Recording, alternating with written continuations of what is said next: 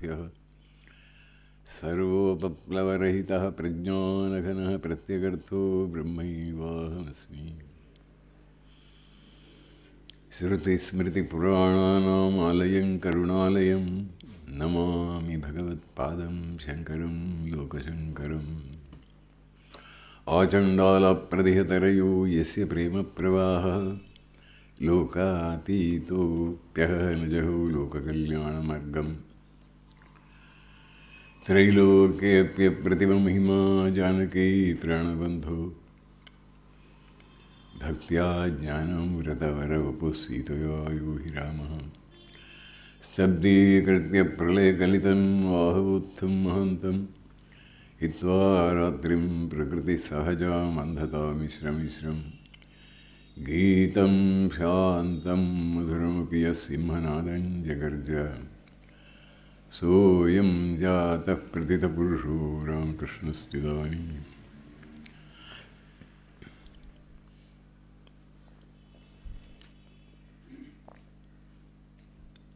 ಎಂಥ ಸುವಾರ್ತೆ! ಸರ್ವಶಕ್ತನೂ ಸರ್ವಜ್ಞನೂ ಸರ್ವಾಂತರ್ಯಾಮಿಯಾಗಿ ಈ ಜಗತ್ತನ್ನು ನಡೆಸ್ತಕ್ಕಂಥ ಪರಮಾತ್ಮನು ನಮ್ಮ ಹೃದಯದ ಅಂತರಾಳದಲ್ಲಿದ್ದಾನೆ. Supreme Lord dwells in the heart of every being, the divinity of the soul. ಇದು ಸರಿಯಾದ ರೀತಿಯಲ್ಲಿ ಮನವರಿಕೆ ಆಯಿತು ಅಂತಾದರೆ ಜೀವ ಯಾವ ಕ್ಷಣದಲ್ಲಿಯೂ ಆತಂಕಕ್ಕೆ ಒಳಗಾಗುವುದಿಲ್ಲ. ವರಿ ಹರಿ ಕರಿ ಎಲ್ಲ ದೂರವಾಗುತ್ತೆ. ಧೈರ್ಯ ಆತ್ಮವಿಶ್ವಾಸ ವೃದ್ಧಿಯಾಗ್ತದೆ. ಯಸ್ಮಿನ್ ದ್ಯೌ ಪೃಥಿವೀ ಚ ಅಂತರಿಕ್ಷಂ ಓತಂ ಮನಸ್ಸಃ ಪ್ರಾಣೈಶ್ಚ ಸರ್ವೈಃ ತಮೇವೈಕಂ ಜಾನಥಮಾತ್ಮಾನಂ ಅನ್ಯಾ ವಾಚ ವಿಮುಂಚಥ ಅಮೃತಸ್ಯೈಷ ಸೇತು ಅಂತ ಮುಂಡಕ ಉಪನಿಷತ್ತಿನಲ್ಲಿ ಒಂದು ಅದ್ಭುತವಾದಂಥ ಮಂತ್ರ ಬರ್ತದೆ. ಯಾರಲ್ಲಿ ಯಸ್ಮಿನ್ ದ್ಯೌ ಪೃಥಿವೀ ಚ ಅಂತರಿಕ್ಷಂ, ದ್ಯುಲೋಕ ಅಂತರಿಕ್ಷ ಲೋಕ ಎಲ್ಲ ಲೋಕಗಳು ಲೋಕಿಗಳು ಅಲ್ಲಿ ಲೋಕದಲ್ಲಿ ವಾಸ ಮಾಡತಕ್ಕವರು ಇಡಲ್ಪಟ್ಟಿದ್ದಾರೋ. ಯಸ್ಮಿನ್ ದ್ಯೌ ಪೃಥಿವೀ ಚ ಅಂತರಿಕ್ಷಂ ಓತಂ ಮನಸ್ಸಃ ಪ್ರಾಣೈಶ್ಚ ಸರ್ವೈಃ. ಇಡೀ ವಿಶ್ವಬ್ರಹ್ಮಾಂಡ, ಆ ವಿಶ್ವಬ್ರಹ್ಮಾಂಡದಲ್ಲಿರ್ತಕ್ಕಂಥ ಜಡ ಚೇತನಗಳಲ್ಲಿ ಜೀವಾತ್ಮಗಳು ಸಣ್ಣ ಕ್ರಿಮಿಕೀಟಗಳಿಂದ ಹಿಡಿದು ಮನುಷ್ಯರವರೆಗಿರತಕ್ಕಂಥ ಪ್ರತಿಯೊಂದನ್ನು ಎಲ್ಲವನ್ನೂ ವ್ಯಾಪಿಸಿ ನಿಂತಹ ಪರಮಾತ್ಮನನ್ನು ತಿಳಿ. ಬೇರೆ ಮಾತು ವ್ಯರ್ಥ ಮಾತುಗಳನ್ನು ಬಿಡು. ಇದು ಅಮೃತಕ್ಕೆ ಸೇತು. ಅಮೃತಸ್ಯೈಷ ಸೇತು ಯದರ್ಚಿಮತ್ ಯದಣುಭ್ಯೋಣು ಚ ಯಸ್ಮಿನ್ ಲೋಕ ನಿಹಿತ ಲೋಕಿನಶ್ಚ. ಎಷ್ಟು ಸೂಕ್ಷ್ಮವಾಗಿದ್ದಾನೆ ಅಂತ ಹೇಳಿದರೆ ಈ ಸೂಕ್ಷ್ಮಾತಿ ಸೂಕ್ಷ್ಮನಾಗಿದ್ದಾನೆ. ಆದ್ದರಿಂದ ಕಣ್ಣಿಗೆ ಕಾಣಿಸೋದಿಲ್ಲ, ಎಲ್ಲ ಕಡೆಯೂ ಇದ್ದಾನೆ. ಈ ಒಂದು ಅದ್ಭುತ ಸಂದೇಶ ನಮ್ಮ ಮನಸ್ಸಿಗೆ ಒಂದು ಶಬ್ದ ಮಾತ್ರವಾಗಿ ಅಥವಾ ಸ್ವಲ್ಪ ಯೋಚನೆಯ ಒಂದು ತರಂಗವಾಗಿ ಮಾತ್ರ ಅಲ್ಲಿ ಉಳಿತದೆ ಹೊರತು ಯಥಾರ್ಥವಾಗಿ ಅದು ಸತ್ಯವೋ ಎಂಬುದು ಮನವರಿಕೆ ಆದಾಗ ಮನುಷ್ಯನ ಸಂತೋಷಕ್ಕೆ ಪಾರ ಇಲ್ಲ. ಯಸ್ಯ ಬ್ರಹ್ಮಣಿ ರಮತೆ ಚಿತ್ತಂ ನಂದತಿ ನಂದತಿ ನಂದತ್ಯೇವ ಅಂತ ಹೇಳ್ತಾರೆ ಶಂಕರಾಚಾರ್ಯರು. ಒಂದು ಕ್ಷಣಿಕ ದರ್ಶನವಾದರೂ ಕೂಡ ಭಗವಂತನ ರಾಜ್ಯದ ಒಂದು ಕ್ಷಣಿಕ ದರ್ಶನವಾದರೂ ಕೂಡ ವಿದ್ಯುತ್ ಒಂದು ಮಿಂಚಿದಾಗ ಇಡೀ ಎತ್ತರದ ಪ್ರದೇಶದಲ್ಲಿ ನಿಂತಾಗ ಮಿಂಚಿದಾಗ ಇಡೀ ಆ ಜಾಗ ಎಲ್ಲ ನಮಗೆ ಹೇಗೆ ಕಾಣಿಸ್ತದೋ, ನೂರಾರು ಮೈಲು ವಿಸ್ತಾರದ ಜಾಗ ನಮಗೆ ಗೋಚರವಾಗ್ತದೋ, ಹಾಗೆಯೇ ಪರಮಾರ್ಥ ಸತ್ಯದ ಒಂದು ತುಣುಕು ಅಥವಾ ಒಂದು ಕ್ಷಣಿಕ ನೋಟ, ಒಂದು ಇಣುಕು ನೋಟ ಅಥವಾ ಕ್ಷಣಿಕ ದರ್ಶನ ನಮ್ಮ ಮನಸ್ಸಿಗೆ ಆದರೆ ಅವನ ಮನಸ್ಸು ಆ ಬದುಕು ಬದಲಾವಣೆಯಾಗಿ ಬಿಡ್ತದಲ್ಲ, ಪೂರ್ಣ ಜೀವನ ಮುಕ್ತನೇ ಆಗ್ತಾನೆ ಅವ. ಹಾಗೆ ಮೇಲೆ ಕೆಳಗೆ ಹೊರಗೆ ಒಳಗೆ ಬ್ರಹ್ಮೈವೇದಮೃತಂ ಪುರಸ್ತಾತ್. ಮುಂದುಗಡೆಯೂ ಪರಬ್ರಹ್ಮವಸ್ತುವೆ, ಕೆಳಗಡೆಯೂ ಪರಬ್ರಹ್ಮವಸ್ತುವೆ, ಒಳಗಡೆಯೂ ಪರಬ್ರಹ್ಮವಸ್ತುವೆ. ಅಂತರ್ಬಹಿಷ್ಯ ತತ್ಸರ್ವಂ ವ್ಯಾಪ್ಯ ನಾರಾಯಣ ಸ್ಥಿತಃ.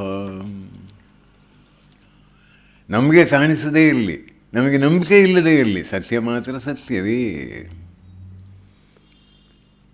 ಸರ್ವತ್ರ ಸರ್ವವ್ಯಾಪಿಯಾದ ಸತ್ಯ ಆ ಪರಮಾರ್ಥ ಸತ್ಯ ನಮ್ಮಲ್ಲಿ ಪ್ರತಿಯೊಬ್ಬರನ್ನು ಸದಾ ಕಾಲವು ನೋಡ್ತಾ ನಮ್ಮನ್ನು ಧರಿಸಿರ್ತಕ್ಕಂಥ, ನಮ್ಮ ಜೊತೆಗೆ ಈ ಜಗತ್ತನ್ನು ಧರಿಸಿರ್ತಕ್ಕಂಥ, ಜಗತ್ತಿನ ಜೀವಿಗಳಿಗೆ ಅವರವರ ಕರ್ಮ ಫಲಕ್ಕನುಗುಣವಾಗಿ ಅವರಿಗೆ ಶರೀರ, ಜಾತಿ, ಆಯು, ಭೋಗ ಇವುಗಳನ್ನು ಕೊಡ್ತಕ್ಕಂಥ ಈ ಪರಮಾದ್ಭುತ ವಿಶ್ವವನ್ನು ಸೃಷ್ಟಿಸಿದ ಭಗವಂತ ಎಲ್ಲಿದ್ದಾನೆ? ಅತ್ಯಂತ ನಿಕಟನಾಗಿದ್ದಾನೆ, ಅತಿ ಸಮೀಪದಲ್ಲಿದ್ದಾನೆ. ಎಷ್ಟು ಸಂತೋಷದ ಒಂದು ವಾರ್ತೆ ಅಲ್ವಾ ಇದು? ಮನುಷ್ಯನು ಏಕಾಂಗಿ ಅಲ್ಲ, ಅತ್ಯಂತ ಸಮೀಪದಲ್ಲಿರ್ತಕ್ಕಂಥ ಈ ಪರಮಾರ್ಥ ತತ್ವ, ಇದರನ್ನು ಮನವರಿಕೆ, ಒಂದು ಕನ್ವಿಕ್ಷನ್ ಬಂತಂತಾದರೆ ಜೀವಕ್ಕೆ ಎಷ್ಟು ಸಂತಸವಾಗ್ತದೆ. ಅದನ್ನು ನಾವು ಇವತ್ತು ಇಲ್ಲಿ ಓದಲಿಕ್ಕಿದ್ದೇವೆ. ಇದು ಸಾಮಾನ್ಯರಿಗೆ ಕೇವಲ ಕಲ್ಪನೆಯಾಗಿ ಕಾಣಬಹುದು, ಕೆಲವರಿಗೆ ನಂಬಿಕೆಯಾಗಿ ಕಾಣಬಹುದು. ಆದರೆ ಸಂತರಿಗೆ, ಮಹಾತ್ಮರಿಗೆ, ಪರಮ ಪರಿಶುದ್ಧಾತ್ಮರಿಗೆ ಇದು ಅನುಭವಕ್ಕೆ ಗೋಚರವಾದ ವಿಚಾರ. ಅಲ್ಲಿಹನು ಇಲ್ಲಿಲ್ಲವೆಂಬಿ ಸಲ್ಲದು ಒಳ ಹೊರಗೆ ನೀನಲ್ಲದೆ ಅನ್ಯತ್ರ ಬೇರೆ ಇಲ್ಲ ಎಂಬುದನ್ನು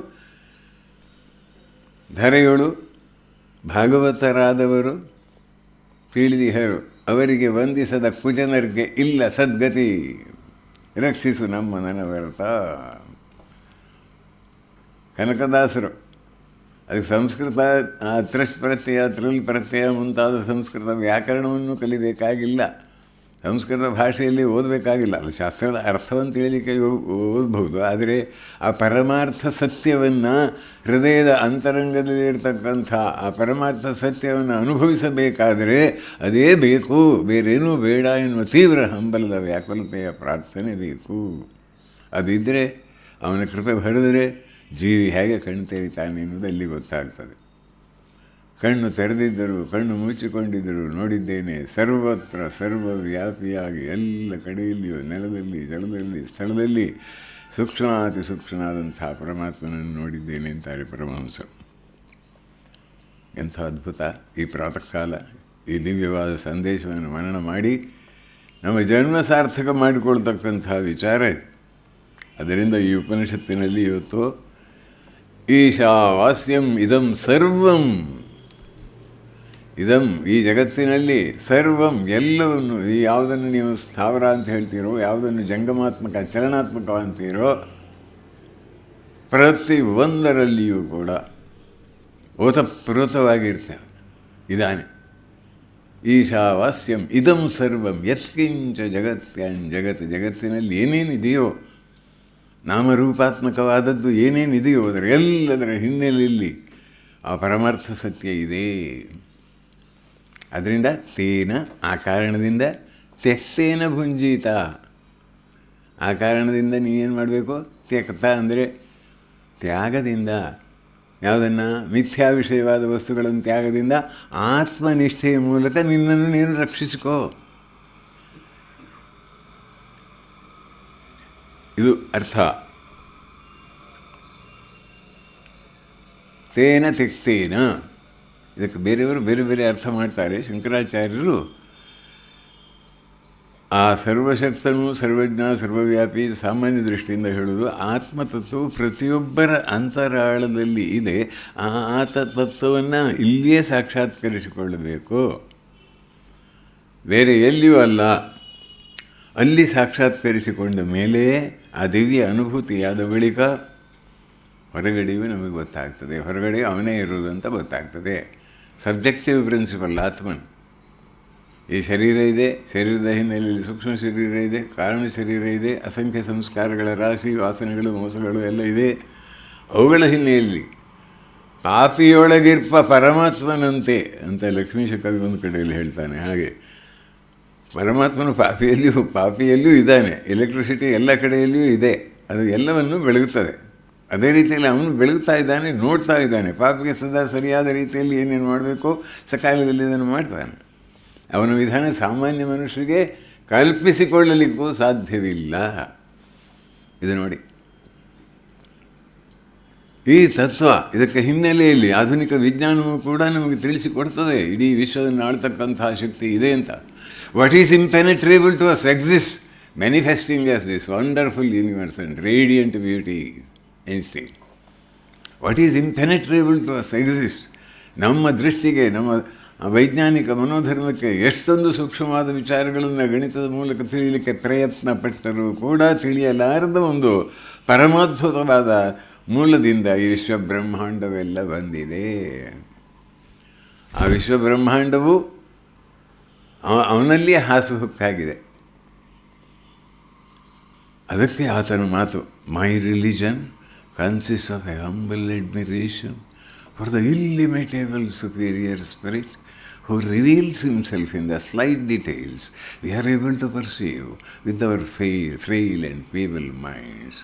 That deeply emotional connection of the presence of a superior reasoning power is scientific language. Superior reasoning power forms my idea of God. ಎಷ್ಟು ಹತ್ತಿರ ಇದೆ ಇದು, ಎಷ್ಟು ಹತ್ತಿರ ಇದೆ ಉಪನಿಷತ್ತಿನ ಭಾವಕ್ಕೆ. ದೇವರಲ್ಲಿಯೇ ಇದ್ದೇವೆ ನಾವು,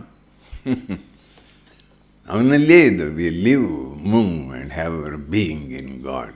Saint Paul, we live, move and have our being in God. ಎಷ್ಟು ಚೆನ್ನಾಗಿದೆ ನೋಡಿ.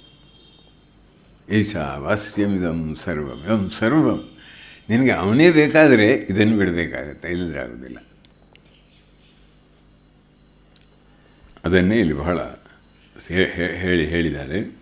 ಈಶಾವಾಸ್ಯಮಿದಂ ಸರ್ವಂ ಯತ್ಕಿಂಚ ಜಗತ್ಯಾಂಜಗತ್ ತೇನ ತೆಕ್ತೇನ ಭುಂಜೀತ ಮಗ್ರಹ ಕಸ್ಯ ಸಿದ್ಧನಂ. ಅಹಮೇವೇದಂ ಸರ್ವಂ ಪರಮಾರ್ಥ ಸತ್ಯರೂಪೇಣ. ಆ ಪರಮಾರ್ಥ ಸತ್ಯದಲ್ಲಿ ಪೂರ್ಣ ಮನಸ್ಸನ್ನು ನಿಲ್ಲಿಸಿದಾಗ, ಆ ಪರಮಾರ್ಥ ಸತ್ಯದಲ್ಲಿ ತಾದಾತ್ಮ್ಯ ಬಂದಾಗ ಇಡೀ ವಿಶ್ವದಲ್ಲಿಯೂ ಕೂಡ ನೀನೇ ಹಬ್ಬಿಕೊಂಡಂತೆ ಭಾಸವಾಗ್ತದೆ. ಅನೃತಂ, ಉಳಿದದ್ದೆಲ್ಲ ಅನೃತ ಅಂತ ಗೊತ್ತಾಗ್ತದೆ. ಒಳ್ಳೆ ಒಂದು ಸುಂದರ ಸ್ವಪ್ನವನ್ನೇ ನೋಡಿರ್ಬೋದು.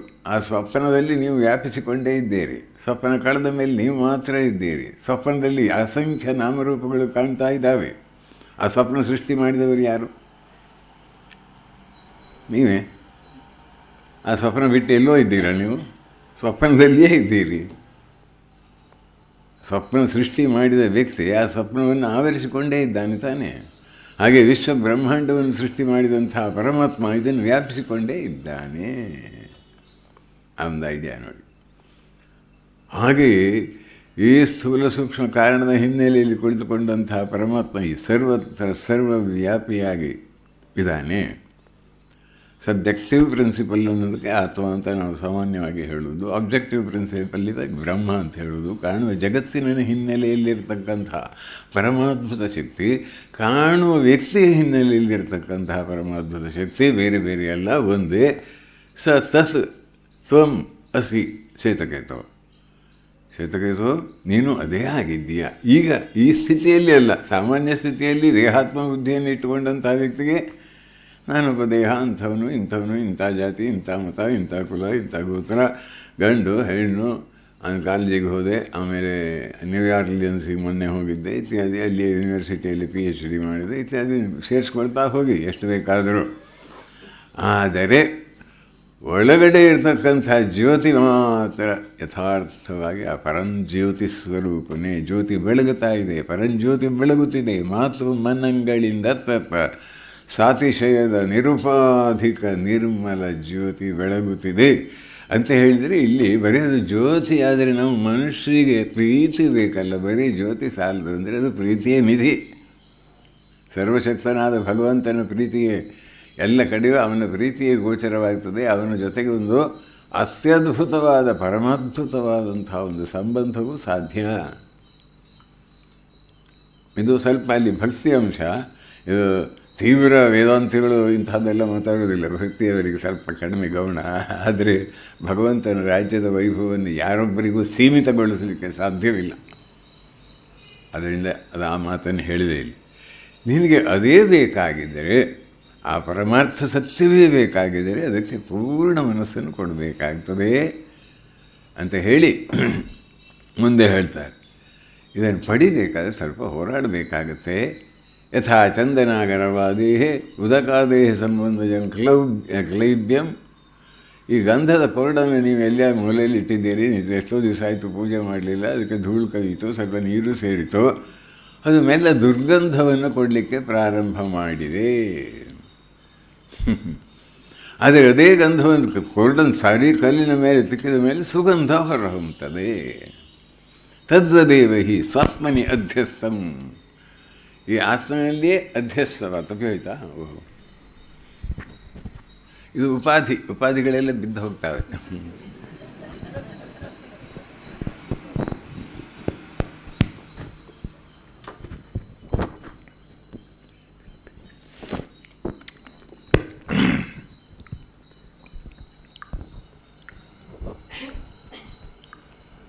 ಸ್ವಾತ್ಮನಿ ಅಧ್ಯಸ್ಥಂ. ತನ್ನಲ್ಲಿ ಬೆಳೆದುಕೊಂಡು ಬಂದುಬಿಟ್ಟಿದೆ. ಇದು ಆರೋಪ ಮಾಡಲ್ಪಟ್ಟಿದೆ. ಮಗುವಾಗಿದ್ದಂದಿನಿಂದಲೇ ನೀವು ತಾಯಿ ತಂದೆ ಎಲ್ಲ ಸೇರಿ ಅವನಿಗೆ ರಿಂಕೆ ಪಿಂಕೆ ಟಿಂಕೆ ಅಂತ ಇತ್ಯಾದಿ ಹೆಸರೆಲ್ಲ ಇಟ್ಟು ಅವನ ಮನಸ್ಸನ್ನು ಏಕಪ್ರಕಾರವಾಗಿ ಹೊರಗಡೆ ಹೋಗಲಿಕ್ಕೆ ಪ್ರಯತ್ನ ಮಾಡ್ತಾ ಇದ್ದೀರಿ. ಒಂದು ದಿನವಾದರೂ ಒಂದು ತಾಯಿ ತಂದೆಗಳಾದರೂ ಮಕ್ಕಳಿಗೆ ದೇವರನ್ನು ಪ್ರಾರ್ಥನೆ ಮಾಡು ಅಂತ ಹೇಳ್ತಾರ. ನಮ್ಮದು ಅತ್ಯಂತ ಶ್ರೇಷ್ಠವಾದ ಪುಣ್ಯಭೂಮಿಯಲ್ಲಿ ಭರತ ವರ್ಷ, ಅಸಂಖ್ಯ ಸಂತ ಮಹಾತ್ಮರು ಉದಿಸಿದ ರಾಷ್ಟ್ರ. ಎಷ್ಟೊಂದು ಮೆಕ್ಯಾನಿಕಲ್ಲಾಗಿ ನಾವು ದೇವರನ್ನು ಸ್ಮರಣೆ ಮಾಡ್ತೇವೆ. ಅಥವಾ ಪೂಜಾರಿಗಳಾದರೂ ಕೂಡ ಪೂಜೆ ಮಾಡುವಾಗ ದೇವರಿಲ್ಲ ಅಂತ ತಿಳ್ಕೊಂಡು ಪೂಜೆ ಮಾಡುವುದೊಂದು ಕೆಲಸವಾಗಿದೆ ಹೊರತು ಅಲ್ಲಿ ಆ ದೇವಸ್ಥಾನದಲ್ಲಿ ಆ ಸರ್ವಶಕ್ತನಾದ ಭಗವಂತನ ಸಾನ್ನಿಧ್ಯ ಇದೆ ಅಂಥೇಳಿ ಅವನಿಗೇನಾದರೂ ಗೊತ್ತಾಗುತ್ತಾ? ಅದು ಮೆಕ್ಯಾನಿಕಲ್ ಆಗಿಬಿಡ್ತದೆ. ನಾನು ಯಾರನ್ನು ವೈಯಕ್ತಿಕವಾಗಿ ದೂಷಣೆ ಮಾಡೋದಕ್ಕೆ ಹೋಗೋದಿಲ್ಲ, ನಿಂದೆ ಮಾಡಲಿಕ್ಕೆ ಹೋಗೋದಿಲ್ಲ. ಅದರದ್ದು ಹೇಗೆ ಇದಾಗ್ತದೆ, ಯಾವುದು ಯಾಂತ್ರಿಕವಾಗಿ ಆಗಿಬಿಟ್ಟಿರ್ತದೆ. ಆ ದೇವರು ಸುಮ್ಮನೆ ಅದು ಆ ನಮಸ್ಕಾರ ಅಂತ ಹೇಳ್ತಾನೆ. ಅವರು ಮಂಗ ಅಲ್ಲಿ ಅವನಿಗೆ ಅವ್ರಿಗೆ ಪ್ರಸಾದ ಕೊಡ ಯಾಕೆ ಅಲ್ಲ, ಅದು ಅವರಿಗೆ ನಾನಾ ರೀತಿಯ ತಾಪತ್ರಯ ಇರಬಹುದು. ಆದರೆ ಹೇಗಾಗುತ್ತೆ ನೋಡಿ, ನಮ್ಮ ಶ್ರದ್ಧೆ ಎಷ್ಟು ದುರ್ಬಲವಾಗಿದೆ, ಎಷ್ಟು ದುರ್ಬಲವಾಗಿದೆ. ದುರ್ಬಲವಾದ ಶ್ರದ್ಧೆ ಇಟ್ಕೊಂಡು ಧಾರ್ಮಿಕರಂತ ನಟನೆ ಮಾಡುವಂಥ ದುಸ್ಥಿತಿ ಬಂದುಬಿಟ್ಟಿದೆ. ಅದು ಅವರಿವರಂತ ಇಲ್ಲ. ಕಾವ್ಯ ಹಾಕಿದ ಮಾತ್ರದಿಂದಲೇ ಮನುಷ್ಯ ದೊಡ್ಡ ಇದಾಗಿಬಿಡ್ತಾ ಅಂತ ಮುಕ್ತನಾಗಿದ್ದಾನೆ ಅಂತ ಅರ್ಥ ಅಲ್ಲ. ಅಲ್ಲಿಯೂ ಪಾಲಿಟಿಕ್ಸ್ ಮಾಡೋದು ಕೊನೆಗೆ, ಅಲ್ಲಿಯೂ ರಾಗದ್ವೇಷಗಳು. ಹೇ ರಾಮ, ಈ ಮಾಯೆಯಿಂದ ತಪ್ಪಿಸಿಕೊಳ್ಳೋದು ಎಷ್ಟು ಕಷ್ಟ. ಅದಕ್ಕಾಗಿಯೇ ಹೇಳ್ತಾರೆ, ಯಥಾ ಚಂದನ ಗರ್ವಾದಿ ಉದಕಾದಿ ಸಂಬಂಧಜಂ ಕ್ಲೈಬ್ಯ ಅಲ್ಲ ಕ್ಲೇದಜಂ. ಆ ಕ್ಲೇದ ಅಂಥೇಳಿ ಅದರಲ್ಲಿ ನೀರೆಲ್ಲ ತಾಕಿ ದುರ್ಗಂಧ ಹೊರಹೊಮ್ಮುತ್ತದೆ. ಆದರೆ ಅದೇ ಗಂಧದ ಕೊರಡನ್ನು ಮತ್ತೆ ಮತ್ತೆ ಕಲ್ಲಿನ ಮೇಲೆ ತೇಯುವುದರಿಂದ ಸುಗಂಧ ಹೊರಹೊಮ್ಮುವಂತೆ ಈ ಆತ್ಮನಲ್ಲಿ ಒಳಗಡೆ ಗಂಧ, ಅದರ ಹೊರಗಡೆಯಿಂದ ಕರ್ತೃತ್ವ ಭೋಕ್ತೃತ್ವ ಜಗದ್ವೈತ ರೂಪಂ. ಈ ಜಗತ್ತು ನಾನು ಇದರಲ್ಲಿ ಸಿಕ್ಕಿಕೊಂಡು ಬಿಟ್ಟಿದೆಯಲ್ಲ, ಇದನ್ನು ಮೆಲ್ಲ ತಪ್ಪಿಸಿಕೊಳ್ಳಲಿಕ್ಕೆ ಸಾಧ್ಯ. ಸ್ವಲ್ಪ ಸಮಯ ಬೇಕು ಮತ್ತು ಅದಕ್ಕೆ ಪ್ರಯತ್ನ ಮಾಡಬೇಕು, ಪ್ರಾಮಾಣಿಕವಾದ ಪ್ರಯತ್ನ ಮಾಡಬೇಕು.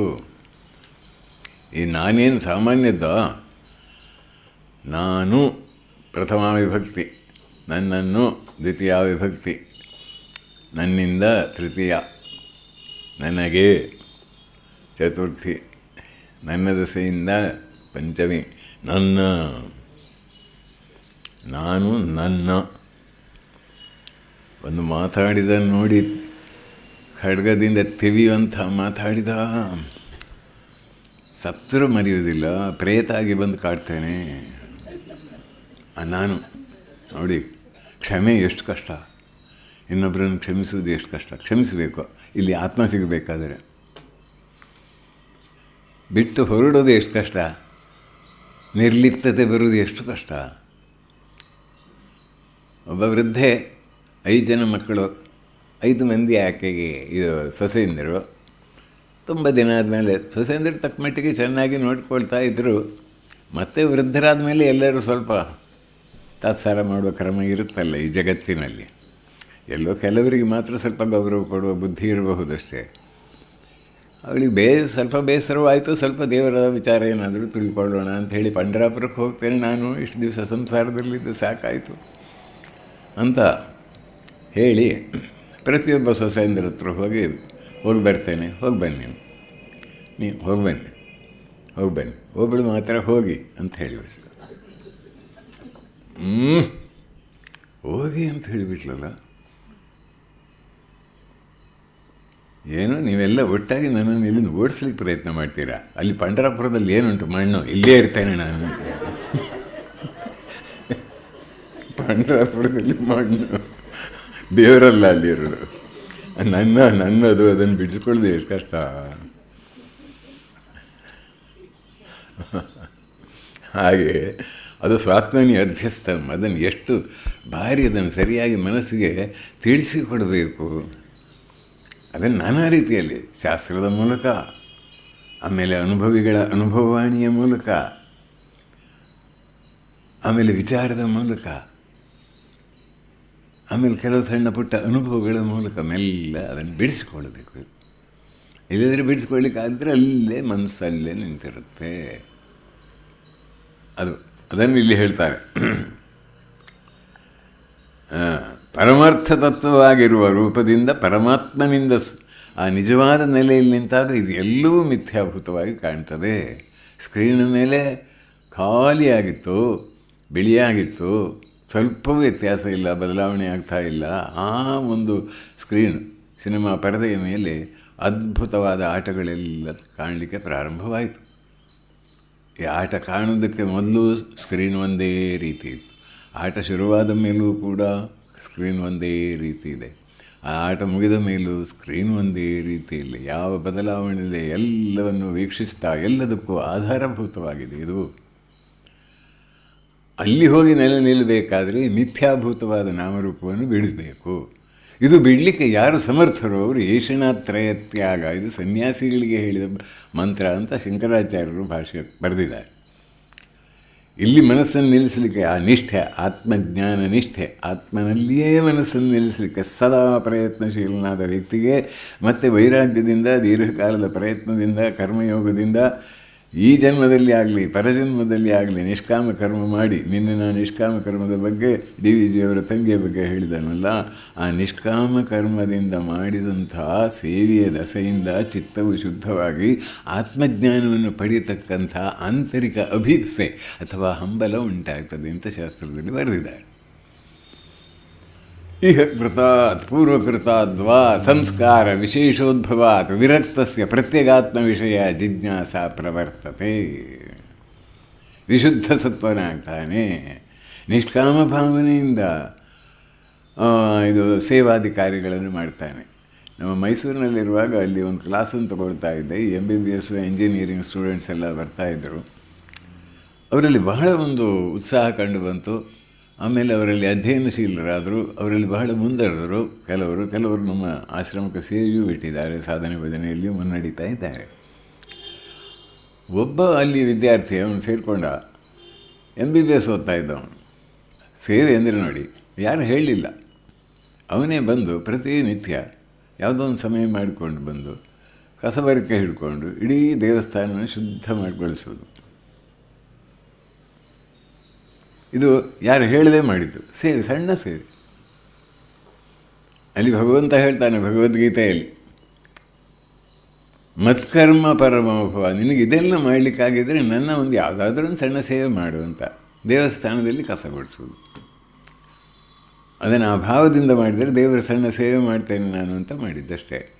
ಅವನ ಮನಸ್ಸು ಆ ಕಡೆಗೆ ಸೆಳೆಯಲ್ಪಟ್ಟಿತ್ತು ದೇವರ ಕೃಪೆಯಿಂದ. ಇದೆ ನಿಷ್ಕಾಮ ಕರ್ಮದಿಂದ ಮನಸ್ಸನ್ನು ಶುದ್ಧಗೊಳಿಸಿದ ವ್ಯಕ್ತಿಗೆ ಆತ್ಮಾಭಿಮುಖವಾಗಿ ಹೋಗಲಿಕ್ಕಾಗ್ತದೆ. ಒಳಗಡೆ ನೂರಾರು ಡಿಸೈರ್ಸ್ ಇದ್ದರೆ ಹೇಗೆ ಹೋಗೋದು? ಕಷ್ಟ ಆಗುತ್ತೆ. ವಿಶುದ್ಧ ಸತ್ವಸ್ಯ ನಿಷ್ಕಾಮಸ್ಯೈವ ಬಾಹ್ಯಾತ್ ಅನಿತ್ಯಾತ್ ಸಾಧ್ಯ ಸಾಧನ ಸಂಬಂಧಾತ್. ಇದನ್ನು ಮಾಡಿ ಅದನ್ನು ಪಡಿಬೇಕು, ಅದನ್ನು ಮಾಡಿ ಇದನ್ನು ಪಡಿಬೇಕು, ಅದನ್ನು ಮಾಡಿ ಅಲ್ಲಿ ಹೋಗ್ಬೇಕು, ಇಲ್ಲಿಂದ ಹಾರಬೇಕು, ಇಲ್ಲಿಂದ ಬೀಳಬೇಕು. ಇದನ್ನು 25,000 ಒಳಗಡೆ ಇಟ್ಕೊಂಡು ಅವ್ರು ಗದಗದ ಅಂತ ಏನು ಸುಮ್ಮನೆ ಕೂತ್ಕೊಳ್ಳಿಕ್ಕೆ ಬಿಡೋದಿಲ್ಲ. ಅವನಿಗೆ ಆತ್ಮತತ್ವ ಹೇಗೆ ಸಿಗುತ್ತೆ?